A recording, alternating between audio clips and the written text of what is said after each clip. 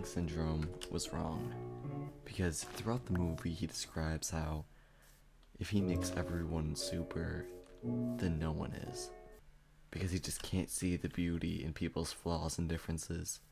Because what he thinks is that if someone is super, they have nothing wrong, they have no vulnerabilities, they have nothing that makes them human.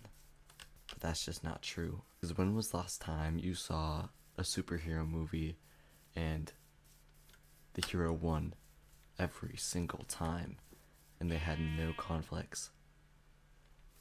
You never have. Because that's not what being a hero is.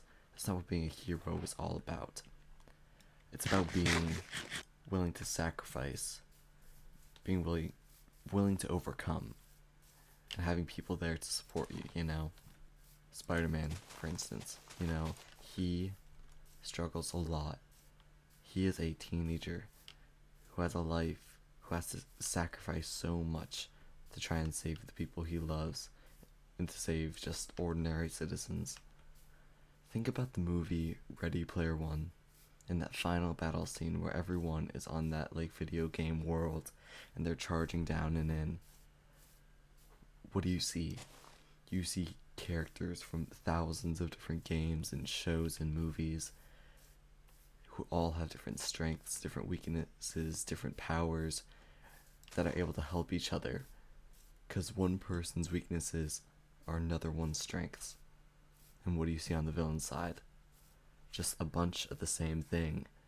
Because everyone has the same weakness and everyone has the same strengths. And that gets exploited so easily. If you suck at math and you have a friend that's really strong at math, they can help you. And if you're really strong at physics and they're not, then you can help them. You guys both have your strengths and you both have your weaknesses, but when paired together you have no weaknesses. You are each other's strengths. And Syndrome just thinks that if everyone has super, they have no issues. They can't help each other.